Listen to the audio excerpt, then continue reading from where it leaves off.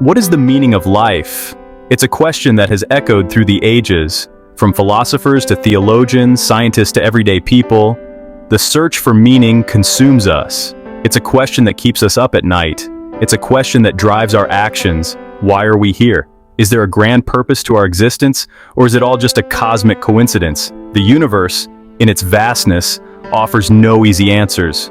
We search for clues in the stars, in our DNA, and in the depths of our own minds. We turn to philosophy, religion, and science, hoping for a glimpse of understanding. But the answer, it seems, is not so simple. Perhaps the meaning of life is not a single definitive answer. Maybe it's a tapestry woven from different perspectives, experiences, and beliefs. This essay will explore some of these perspectives. We'll delve into the thoughts of philosophers, the teachings of religions, and the discoveries of science. Ultimately, the search for meaning is a deeply personal journey. It's about understanding ourselves and our place in the universe. It's about finding purpose and living a life that resonates with our values. Existentialism, a prominent philosophical movement, places the responsibility of finding meaning squarely on our shoulders. Jean-Paul Sartre, a leading figure in existentialism, famously declared, "Man is condemned to be free. We are born into this world without a predetermined purpose. We are free to choose our own values and create our own meaning. This freedom, however, comes with a heavy burden of responsibility." In stark contrast, nihilism offers a bleak outlook. It argues that life is inherently meaningless. There is no God, no cosmic plan, no inherent value.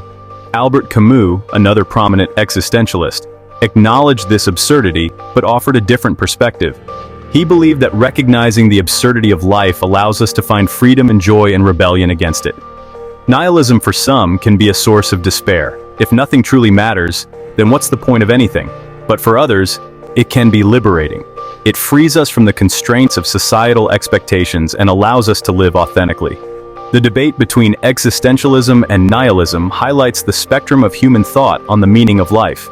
While one emphasizes our freedom to create meaning, the other underscores the apparent lack of inherent purpose. Absurdism, closely related to existentialism, embraces the inherent conflict between our desire for meaning and the universe's indifference. The French philosopher and writer Albert Camus, a key figure in absurdism, argued that this conflict is not something to be feared but embraced.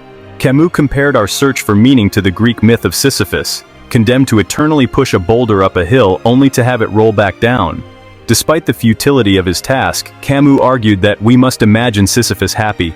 We must find joy in the struggle itself, in the act of living despite the absurdity of it all. Absurdism doesn't offer easy answers or comforting truths. It doesn't promise a grand purpose or a clear path. Instead, it challenges us to find meaning in the midst of chaos, to embrace the present moment and to live a life of passion and authenticity. Recognizing the absurdity of life is not about giving up, but about finding freedom. It's about creating our own meaning, even if it's fleeting and subjective. In the words of Camus, the struggle itself towards the heights is enough to fill a man's heart. One must imagine Sisyphus happy. Religion, for centuries, has provided answers to life's big questions, including the meaning of life. Different religions offer different perspectives, each with its own set of beliefs and practices. Let's explore three major world religions: Christianity, Buddhism, and Hinduism. Christianity teaches that the meaning of life is to know and serve God. Humans are created in God's image and are called to live a life of love, compassion, and service. Through faith in Jesus Christ, Christians believe they can have a personal relationship with God and experience eternal life after death. Buddhism, on the other hand, focuses on the alleviation of suffering. Life, according to Buddhism, is inherently characterized by suffering caused by attachment and desire. The ultimate goal is to achieve enlightenment, a state of liberation from this cycle of suffering. This is achieved through meditation, mindfulness, and living a life guided by moral principles. Hinduism offers a cyclical view of life, death, and rebirth. The concept of karma suggests that our actions have consequences, shaping our future lives. The ultimate goal is to achieve moksha, liberation from the cycle of reincarnation. This is achieved through spiritual practices, self-realization, and fulfilling one's dharma, or duty. These are just a few examples of how different religions approach the question of life's meaning. They provide frameworks for understanding our purpose, our place in the universe, and our relationship with a higher power. Section 5. Psychology's Take Purpose, Coherence, and Mattering. Psychology delves into the human mind, exploring what gives our lives meaning from a scientific perspective. Psychologists have identified 3 key components of a meaningful life: purpose, coherence, and mattering. Purpose refers to having goals and aspirations that give our lives direction. It's about feeling like we are working towards something important, something that gives us a sense of accomplishment and fulfillment. Coherence is about making sense of our experiences and finding connections between our past, present, and future. It's about feeling like our lives have a narrative thread, a sense of continuity and meaning.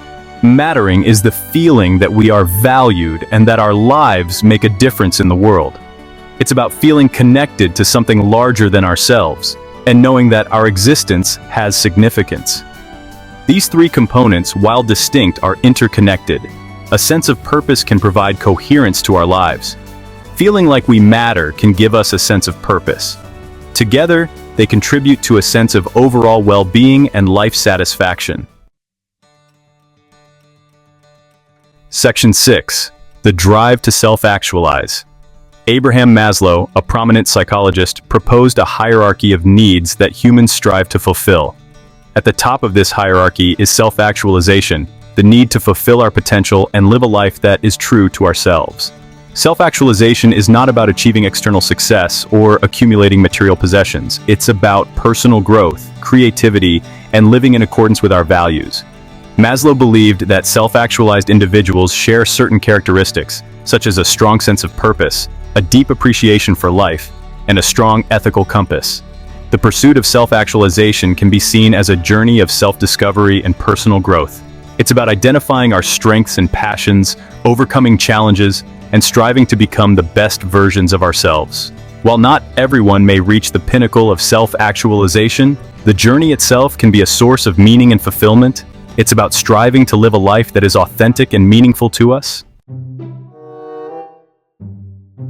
Section 7. Life's Building Blocks, Insights from Evolutionary Biology.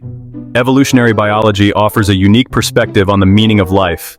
From a biological standpoint, the primary purpose of life is survival and reproduction. We are driven by instincts and biological imperatives that have ensured the continuation of our species for millennia. Natural selection, the driving force of evolution, favors traits that increase an organism's chances of survival and reproductive success. Over countless generations, these traits become more common in a population, leading to the evolution of new species. While this biological perspective may seem to reduce the meaning of life to a simple set of imperatives, it also highlights the interconnectedness of all living things. We are all part of this grand evolutionary tapestry, connected by billions of years of shared ancestry. Understanding our biological origins can give us a sense of awe and wonder at the complexity and resilience of life. It can also inspire us to appreciate our place in the web of life and to protect the biodiversity of our planet. Section 8. Our Place in the Cosmos. Cosmology, the study of the origin and evolution of the universe, expands our perspective beyond our planet and even beyond our galaxy. It forces us to confront the vastness of space and time, making us feel both insignificant and incredibly privileged. The universe, as far as we know, is indifferent to our existence. It operates according to its own laws of physics, indifferent to the hopes and dreams of the beings that inhabit a tiny blue planet orbiting an average star. Yet this realization can also be liberating. It frees us from the constraints of anthropocentrism, the belief that humans are the center of existence. It allows us to see ourselves as part of something much larger and more awe-inspiring than we could have ever imagined. The search for extraterrestrial life, a key endeavor in cosmology, further challenges our understanding of our place in the universe. If we are not alone, what does that mean for our understanding of life's meaning? Cosmology, while not providing definitive answers, invites us to contemplate the grand mysteries of the universe and our place within it. It reminds us that the search for meaning is an ongoing journey, driven by our innate curiosity and our desire to understand our place in the cosmos.